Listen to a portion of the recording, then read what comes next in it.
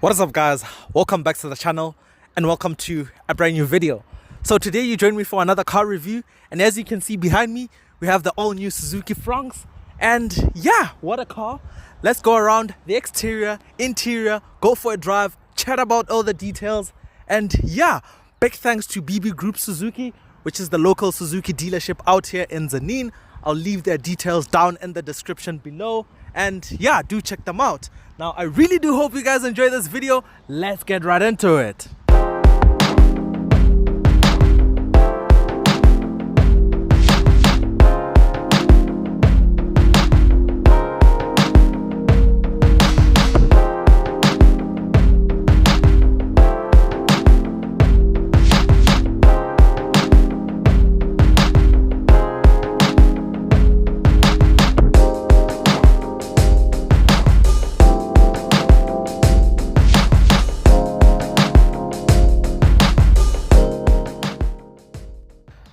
Okay, so the all-new Suzuki Fronx. Now at first glance, it looks so similar to the Grand Vitara. Now that is because it takes a lot of design elements from that car and it looks so much like it.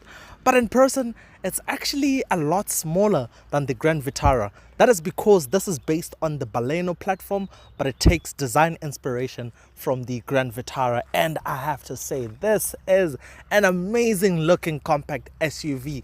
Up front, you have these very slim daytime running lights. These are actually the DRLs. You have the mainline unit, light unit rather, down here in this checkered flag style kind of design. I do like the design of the grille, which is all in gloss black. There's all this chrome touch, including the huge Suzuki badge, and the thing just looks so pretty. It's really an imposing car. I do like the fact that so many design elements on this car are very complementary, of which you'll see when we go around the back. Now you see the shaping of the daytime running lights. Just take a look at them and keep them in memory until we get around to the back. Now if we come around to the side, this is the GLX, by the way, and you have these two-tone machine polished wheels and they look absolutely amazing. 16 inches, by the way. You also have a huge tire profile compared to the Baleno for that SUV kind of experience. I also like the fact that the wheel arches are squared off, so it gives it that very off-roady type of look. If we come more to the back section, you have these very strong and prominent shoulder lines, which, yeah, I mean, the design of this thing is just insane. And the party piece of the whole car is the coupe style design, and yeah, it just makes the car stand apart compared to other cars. They've really nailed it. I do like this thing. Now, we're behind the car now. You have this full width tail light bar, and like I said in the Grand Vitara review, if you haven't watched that video, do check it out. I'll link it down below. And yeah, the full width tail light bar, it just looks cool. Now, what I said earlier about complementary design elements, if you check these flicks right here on the tail lights, they actually mimic what you find with the daytime running lights, and it ties in so nicely. You also have the silverish plastic bit at the bottom. There's also a silverish plastic bit at the front of the car. I'll insert a clip and you can see how everything comes in together. And I quite like how it's very angular but also boxy at the same time. Like, you have all these very right angle lines that you get right at the back, which is, yeah, the whole thing is just cool. Let's check out the interior.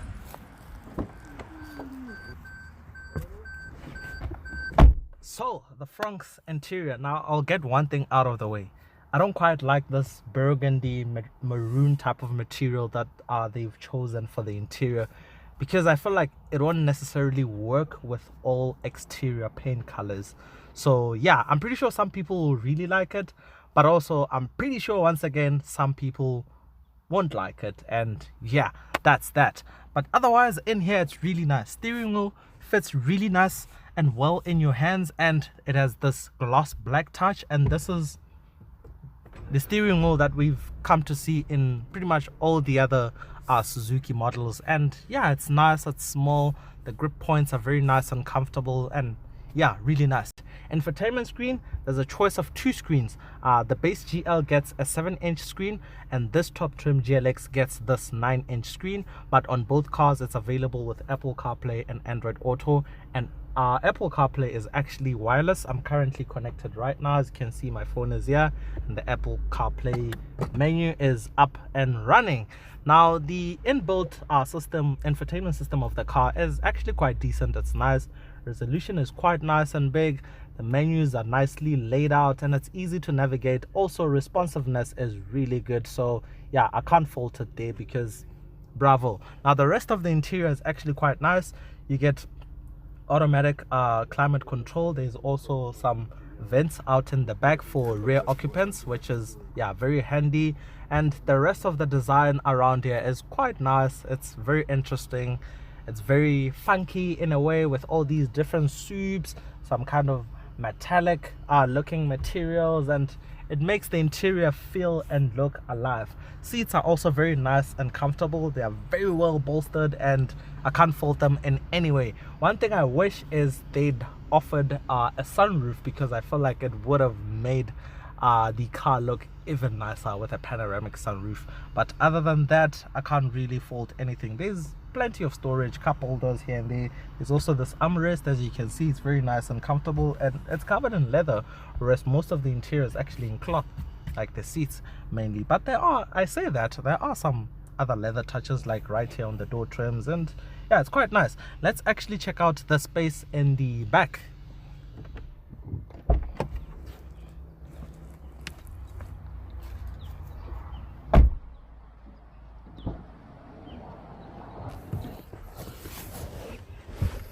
So the back seat. Now, back here, space is really nice. It's really impressive. I'm really impressed. Now, leg room, you have enough room to stretch out your feet, which is very handy. There's plenty of headroom, and yeah, the spacing back here is quite nice. Even the middle seat looks like it is comfortable to sit in. There's a very small tunnel for the transmission down there, so it's easy to move in between either side, and also it's comfortable for the center seat to be used. And yeah, not a lot going on back here, except you have some climate vents. There's also 2 USB ports, 1C, 1A, and that's your lot back here. Let's actually check out the boot space.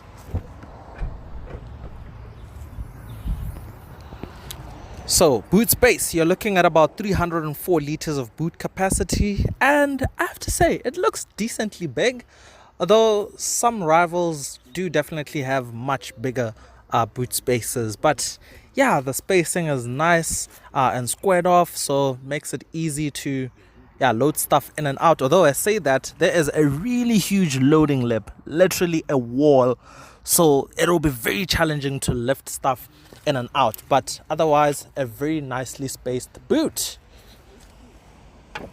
So you have a choice of 2 trim levels. You have the base GL, which starts from this price. You have the top GLX, which starts from this price. Now, on both trim levels, you can upgrade to an automatic transmission for an extra 20,000 rands, and that's literally your options. Everything else comes as standard except paint colors.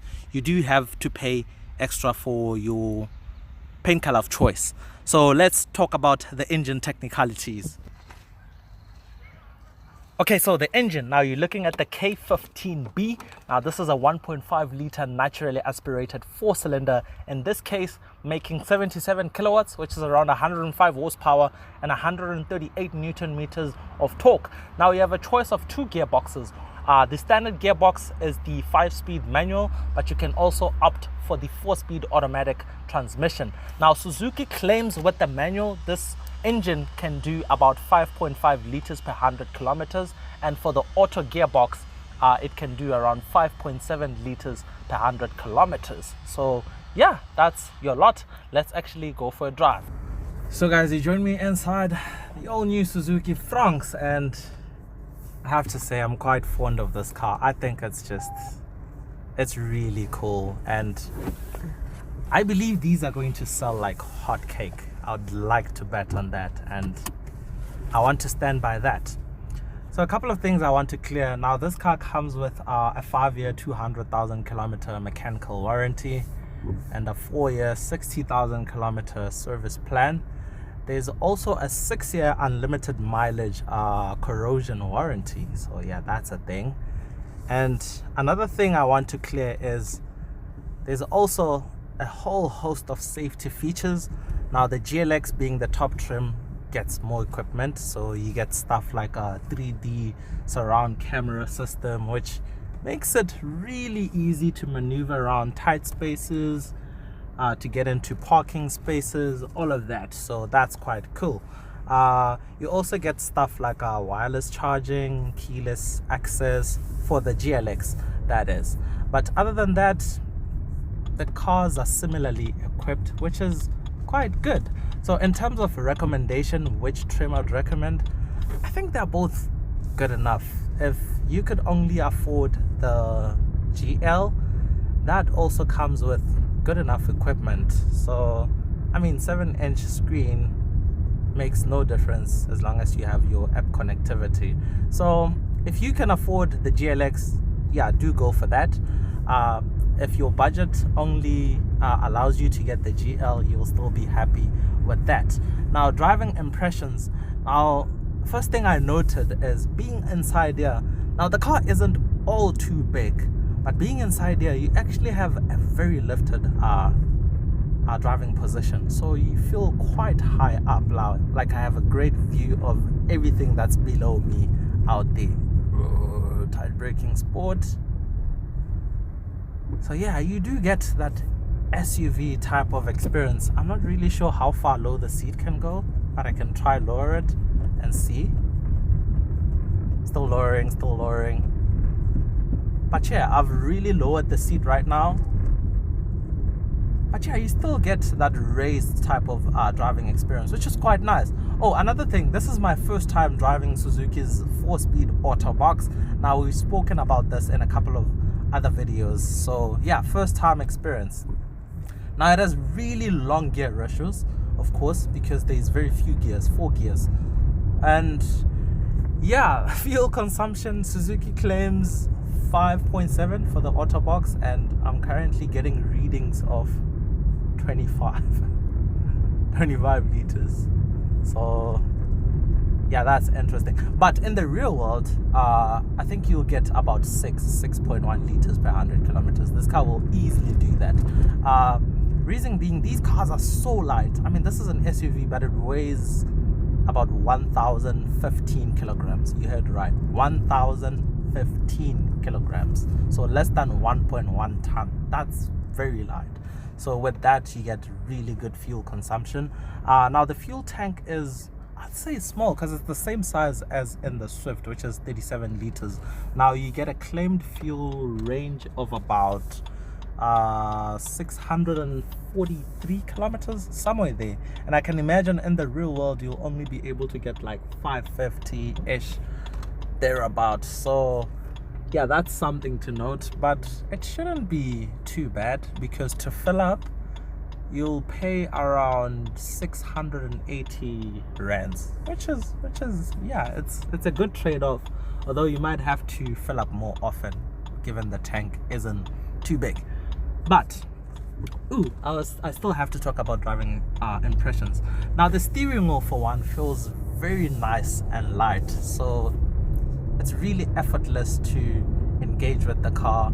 And also the gearbox isn't too bad. Like, you don't really notice it, like it stays in the background, although in some situations the engine does get too revvy, because yeah, it does hold, say, second gear for quite long. So yeah, but other than that, the shifts are quite smooth.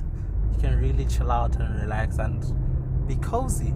So it's really easy to drive, it's really easy to maneuver and park. GLX more so because of all the safety features, the camera systems and so on, and also the ground clearance is quite good, so you can really drive into some awkward situations without scraping the car, which is, yeah, it's really reassuring. So yeah, like I said, I do think these are going to sell like hotcake. You'll see them everywhere, literally. And yeah, let's see what happens. But I really can't fault it when it comes to driving experience, although I don't think I would go for this gearbox. I think the manual is much more suitable. You also get better fuel consumption with the manual, so I would recommend the manual. But if you really had to go for the auto, it isn't problematic in any way really. It's just not that ideal for like fuel consumption and all of that. But yeah, that's all my 2 cents with the Suzuki Fronx, and I really do hope you guys enjoyed this video. Until next time, that's cheers from me.